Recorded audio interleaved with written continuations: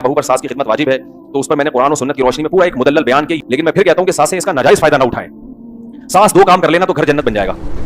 Number एक, कि ताने ना दिया करें।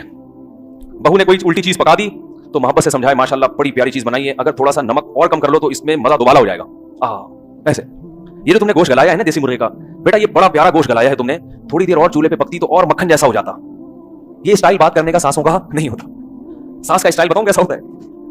गोश्त गला ना, गला नहीं कच्चा रह गया, इनके तो माँ बाप ने खाना पकाना नहीं सिखाया है? तुम्हें तुम्हारी माँ ने रोटी पकाना नहीं सिखाई है? बोल के भी गई थी, जला दिया। तो जब इस तरह के तंज होते हैं, परिवेश होती रहती है, तुम्हारे बाप ने तुम्हें सिखाया नहीं कुछ, तुम डायरेक्ट माँ बाप पर आके ताने, तो उसके दिल में नफरत के जज्बात पैदा होते हैं, क्योंकि उसे पता है मेरी हकीकी माँ नहीं है, तमीज से चलेगी तो हम भी तमीज से चलेंगे भाई। ठीक है ना? तमीज से ही तो, मोहब्बत से तो बात करो, तंज तो ना करो, ताने तो ना दो। दूसरा, उस पर उसके बोझ से ज्यादा काम ना डाला जाए।